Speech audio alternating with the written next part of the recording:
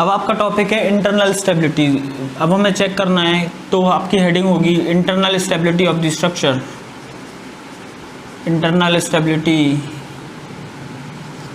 Of structure, ठीक है। Internal stability of the structure को कैसे चेक करोगे कि इंटरनल स्टेबिलिटी कैसे होगी कि when a part of the structure moves appreciably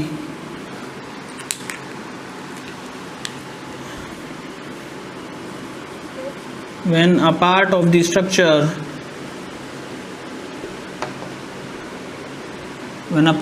structure moves appreciably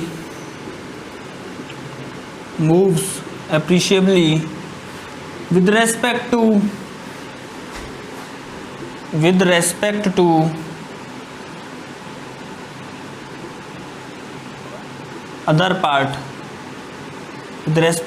other part of the structure. When a part of the structure moves appreciably with respect to other part of the structure, then structure is said to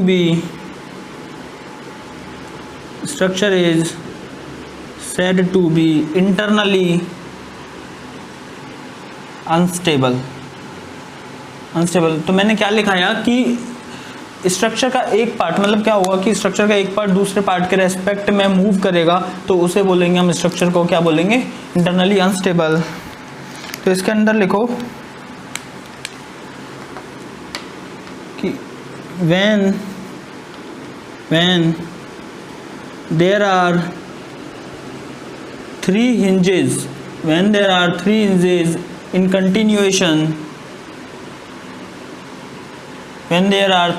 in continuation, then this will always form a mechanism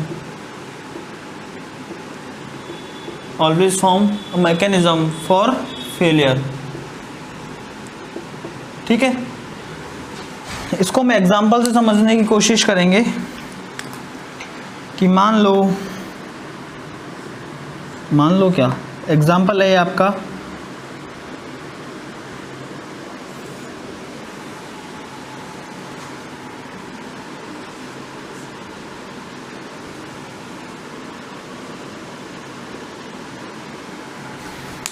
और यहाँ पे आपको given है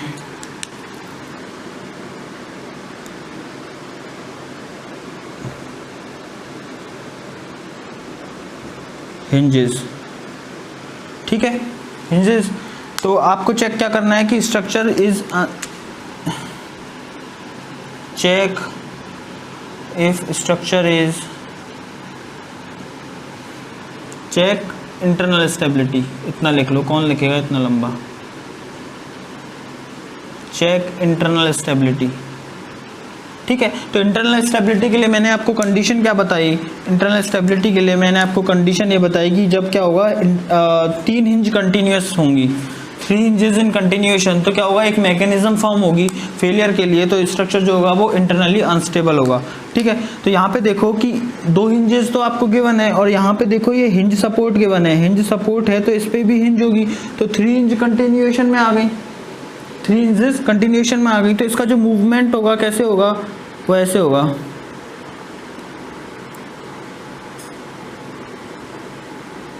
कुछ इस तरीके से। तो ये नीचे आ जाएगी, जैसे लोड अप्लाई होगा ये नीचे आ जाएगी, तो इसका मतलब क्या हुआ कि ये वाला पार्ट जो है वो इस पार्ट के रेस्पेक्ट में मूव कर रहा है, ठीक है, ये वाला पार्ट इस पार्ट के रेस्पेक्ट में मूव कर रहा है, तो क्या होगा, यही तो हमारी इंटरनल स्टेबिलिटी की डेफिनेशन है कि when a part of the structure moves appreciably with respect to the other part of the structure is said to be internally unstable, ठीक है।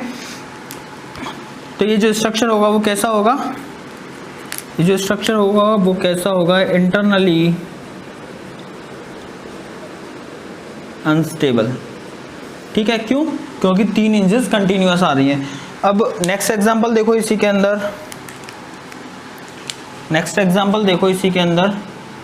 कि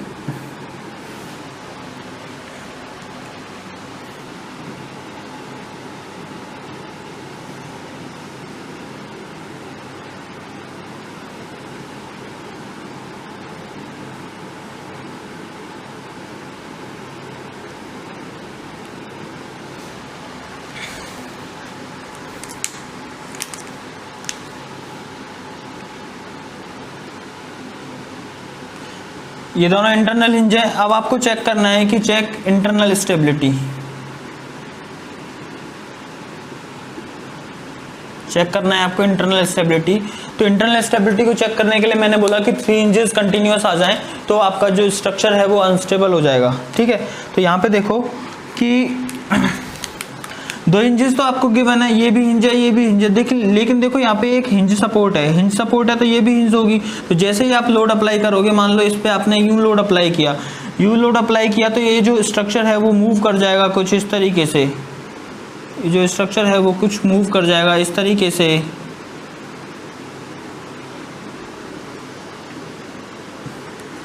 ठीक है, तो मूव कर गया, इसका मतलब क्या हुआ, मूव कर गया इसका मतलब क्या हुआ कि जो स्ट्रक्चर है वो क्या होगा, इंटरनली अनस्टेबल होगा। तो इसके नीचे लिख लेना है इंटरनली अनस्टेबल।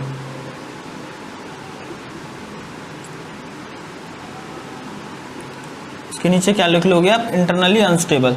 ठीक है, इतना हो गया। अब उसके बाद क्या होगा कि नेक्स्ट पॉइंट लिखना, इंटरनल स्टेबिलिटी के अंदर ही हम लिखेंगे नेक्स्ट पॉइंट। इसे हटा रहा हूं मैं।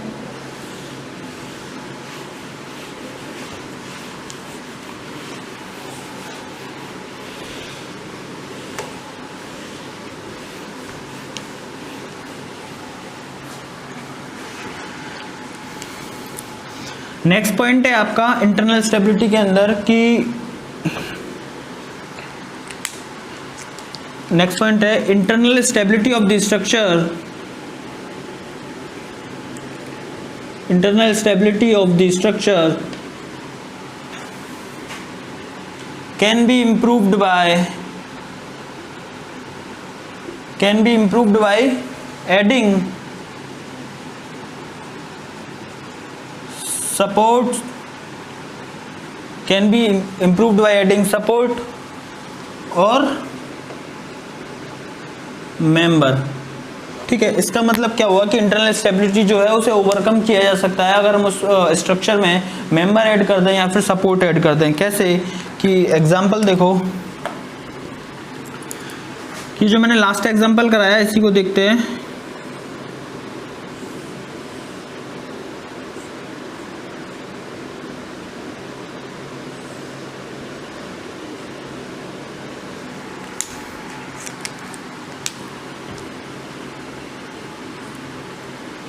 ये वाला स्ट्रक्चर अनस्टेबल था, अभी हमने देखा कि ये वाला जो स्ट्रक्चर है वो अनस्टेबल है। ठीक है, क्योंकि 3 हिंज कंटिन्यूअस आ रही हैं, ये एक तो ये वाली हिंज, एक ये वाली हिंज, एक ये वाली हिंज। लेकिन अगर इसमें क्या करूं, मैं एक सपोर्ट ऐड कर दूं,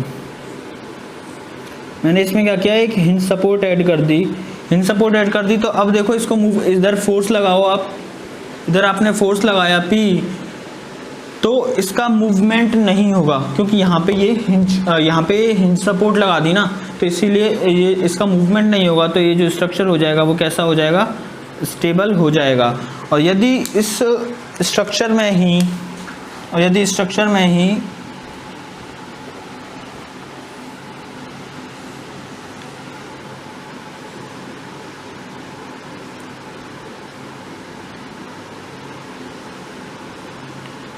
इस स्ट्रक्चर में ही मैं क्या करूं,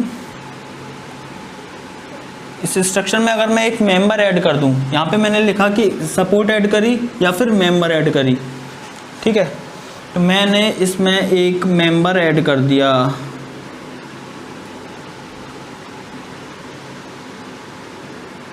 ठीक है, मैंने इसमें एक मेंबर ऐड कर दिया। अब इस पे फोर्स लगाओ P, जब इस पे फोर्स लगाओगे P तो क्या होगा, ये मूवमेंट नहीं करेगा। जब ये मूवमेंट नहीं करेगा तो स्ट्रक्चर कैसा हो गया, स्टेबल हो जाएगा। ठीक है, तो यही चीज मैंने लिखा है कि internal stability of this structure can be improved by adding support reactions और मेंबर। ठीक है, इतना हो गया। उसके बाद हम नेक्स्ट पॉइंट लिखेंगे इसी के अंदर।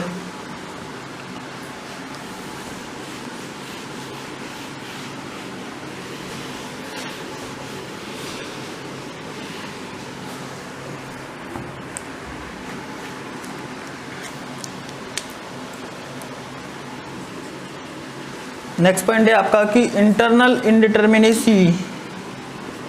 नेक्स्ट पॉइंट है आपका कि internal indeterminacy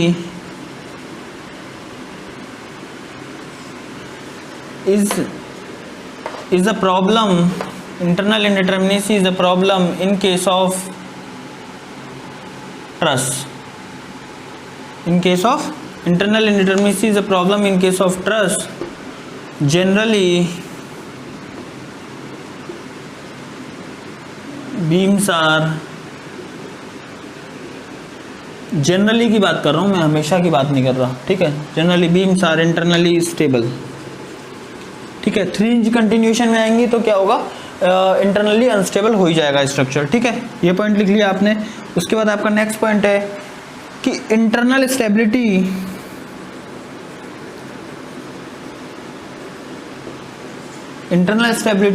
of the structure, internal stability of the structure cannot be concluded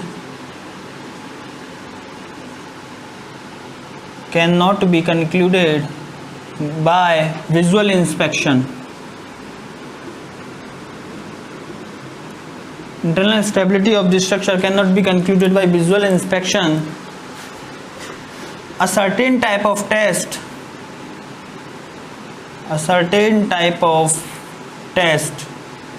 उस टेस्ट का नाम क्या है? उस टेस्ट का नाम है आपका turnbuckle arrangement.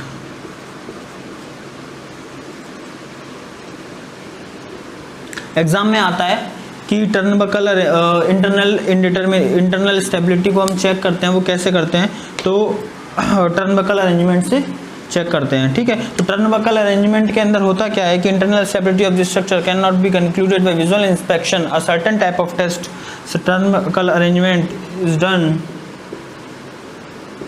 To check internal stability.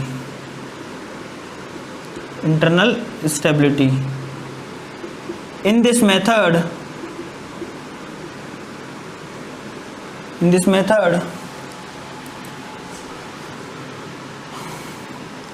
force P is applied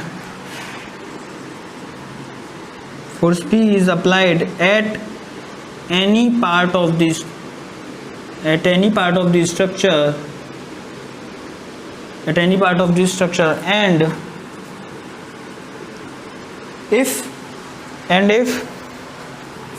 and if we get unique support reaction for different value of P,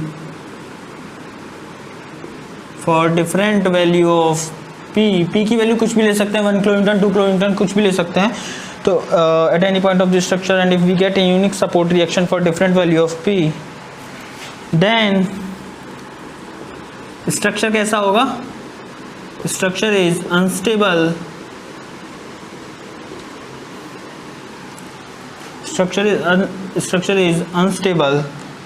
ठीक है। इतना लिखो, स्ट्रक्चर इज अनस्टेबल। मैं थोड़ा सा ऊपर से हटा रहा हूं। तो इसका एग्जाम्पल करा रहा हूं मैं, इसी का एग्जाम्पल कि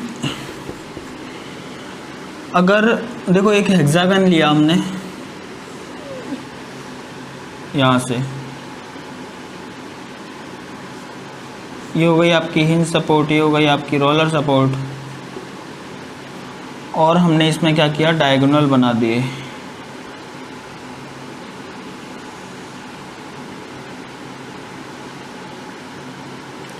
और इसमें बोल रहा हूं मैं कि डायगोनल जो है आर ऑफ इक्वल लेंथ,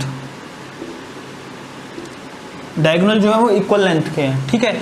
तो अगर डायगोनल इक्वल लेंथ के होंगे, और इसमें क्या करेंगे हम, टर्नबकल अरेंजमेंट एक टेस्ट, ये जो टेस्ट है वो करेंगे, और ठीक है, ये जो टेस्ट करेंगे तो हमें पता चलता है कि ये जो स्ट्रक्चर है वो कैसा होगा, अनस्टेबल होगा। कैसा होगा? स्ट्रक्चर अनस्टेबल होगा due to diagonals are of equal length, ठीक है। अब इसी के अंदर नेक्स्ट पॉइंट लिखना है, इसी के अंदर ये वाले लाइन, ये वाले पॉइंट के अंदर ये वाला एग्जांपल आ जाएगा। उसके बाद नेक्स्ट पॉइंट लिखना है आपको, नेक्स्ट पॉइंट लिखना है। मैं इसे हटा रहा हूं,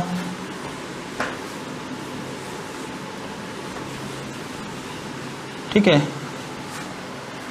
और इसे भी हटा रहा हूं।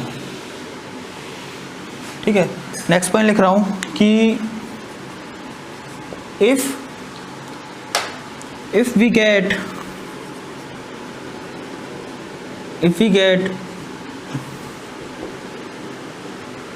different value of reactions for different value of p,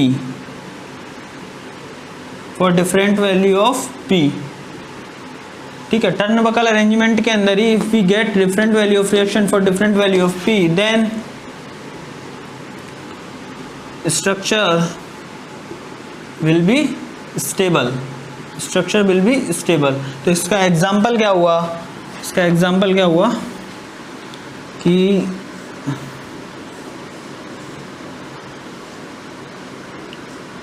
ये आपकी हिंज सपोर्ट हो गई, ये आपकी रोलर सपोर्ट हो गई।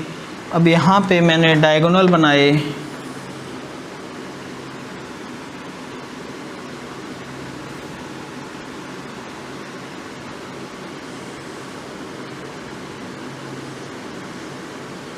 सीधे हैं, थोड़ा कर्वी हो गया, देख लेना आप। ये जो स्ट्रक्चर होगा वो स्टेबल होगा। इसमें मैंने बोला है कि diagonals are of unequal length, diagonals जो है वो अनइक्वल लेंथ के हैं, तो स्ट्रक्चर कैसा होगा, स्टेबल होगा। ये कैसे पता चला हमें, टर्न बकल अरेंजमेंट से पता चला, बाय टर्न बकल अरेंजमेंट। हमें किससे पता चला, टर्न बकल अरेंजमेंट से पता चला कि जो स्ट्रक्चर है वो कैसा हो गया, स्टेबल हो गया। ठीक है, उसके बाद दो एग्जांपल्स और हैं, वो लिखने हैं हमें। इसे हटा रहा हूँ मैं, इसे लिखने के बाद दो एग्जांपल और लिख लेना कि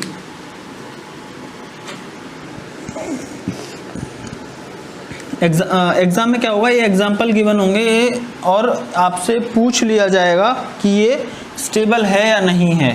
ठीक है,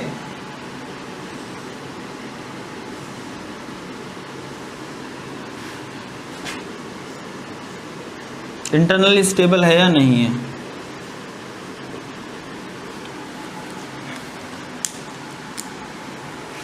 कहाँ गया वो,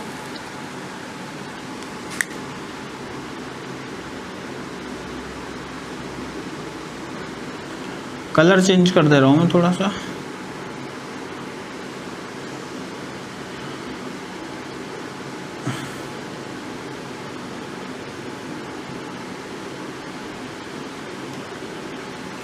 ठीक है, तो ये भी हमें पता चला किससे, टर्न बकल अरेंजमेंट से, कि ये जो स्ट्रक्चर है वो कैसा है, अनस्टेबल है। याद रखना है सिर्फ आपको एग्जांपल्स। और दूसरा एग्जांपल है आपका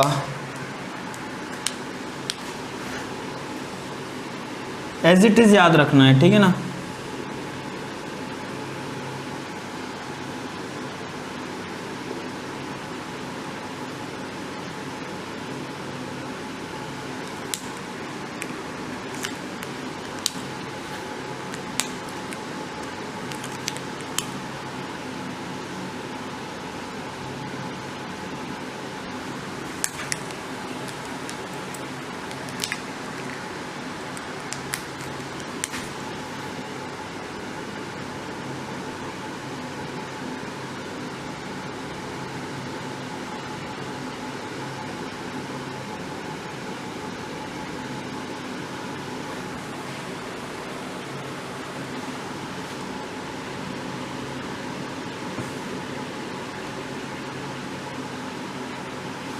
ठीक है, ये जो ये क्या है, स्टेबल होगा, ये वाला अनस्टेबल होगा और ये वाला स्टेबल होगा। ठीक है, और यहाँ पे आपका इंटरनल स्टेबिलिटी ऑलमोस्ट ख़त्म हो गया है। उसके बाद आपको करना है, उसके बाद मैं एक नोट पॉइंट लिखा रहा हूँ इसके बाद। ठीक है, इसे हटा लो आप, नोट पॉइंट लिखा रहा हूँ इसके बाद।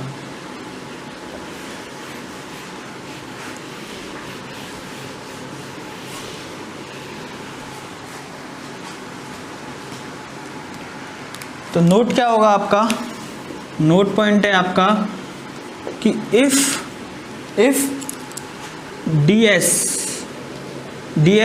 is negative, if ds is negative then structure is internally unstable.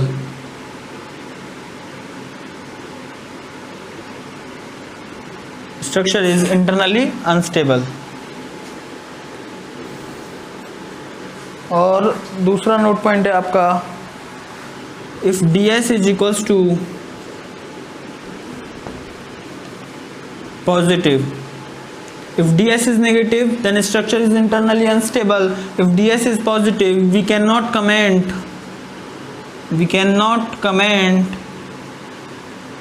on stability. We cannot comment on stability. और अगर हमारा ds जो होगा वो 0 हो गया तो क्या हो गया, स्ट्रक्चर कैसा होगा,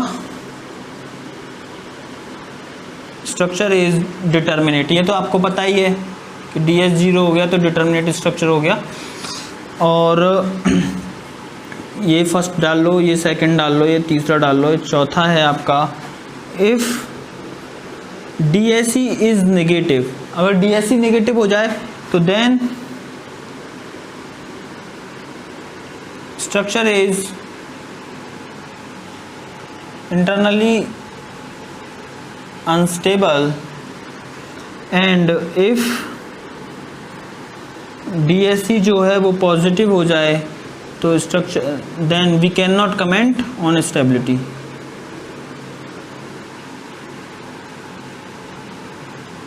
आपको चेक करना पड़ेगा, ठीक है. मैंने बता दिया था support reaction, non parallel, non concurrent, ठीक है. और छठा है आपका कि इफ DSI नहीं, पहले DSE लिख लो. इफ DSE इज 0 तो स्ट्रक्चर कैसा होगा, एक्सटर्नली डिटर्मिनेट होगा.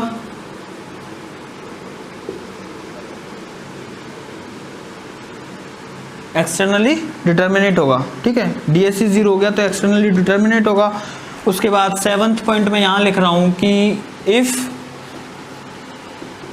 DSI इज पॉजिटिव और नेगेटिव, बहुत इंपॉर्टेंट पॉइंट है कि इफ DSI इज पॉजिटिव और negative we can not comment on stability. We can not comment on stability, ठीक है. DSI इज पॉजिटिव और negative we can not comment on stability. ये क्यों लिखा है, ये वाला पॉइंट क्यों लिखा है, सबसे इंपॉर्टेंट यही है कि क्या होता है एग्जाम में आ जाता है तो DSI अगर नेगेटिव होगा तो ट्रस्ट के केस में तो ये सही हो जाएगा कि हाँ भाई ट्रस्ट के केस में DSI अगर नेगेटिव है तो इंटरनली अनस्टेबल हो गया स्ट्रक्चर. लेकिन DSI 0 पे भी इंटरनली अनस्टेबल हो सकता है स्ट्रक्चर. उसके एग्जाम्पल हम देख लेंगे, ठीक है. ये वाला हटा रहा हूं मैं.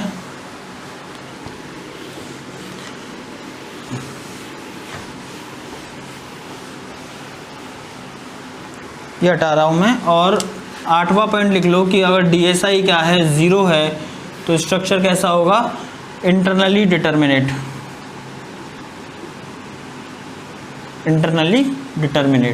ठीक है. जितने भी पॉसिबल होते थे वो मैंने लिखा दिया. तो देखो यहाँ पे क्या है आपका जो है वो ये जो स्टेबिलिटी वाला पार्ट है वो खत्म हो गया, ठीक. अब स्टेबिलिटी वाला पार्ट कंप्लीट हो जाने के बाद अब हम करेंगे ट्रस्ट की इनडिटर्मिनेसी, वो भी स्टैटिक. ट्रस्ट की इनडिटर्मिनेसी वो भी क्या होगा, स्टैटिक. तो उसे शुरू करने से पहले मैं थोड़ा सा बताना चाहूँगा, उसे हम कल करेंगे वैसे. तो देखो अब व्यूज़ थोड़ा बढ़ने चाहिए. अगर आपको अच्छा लग रहा है तो आप कमेंट करके बताइए कि हाँ सर हमें अच्छा लग रहा है, मतलब अच्छा पढ़ा रहे हो या नहीं पढ़ा रहे हो, कोई कमी है तो बताओ. और आप हमारे अगर आपको कोई डाउट है तो आप टेलीग्राम ग्रुप से जुड़ सकते हैं, हमारे फेसबुक ग्रुप से जुड़ सकते हैं, वो आपको लिंक मिल जाएगी डिस्क्रिप्शन में, ठीक है ना. तो आज के लिए इतना ही.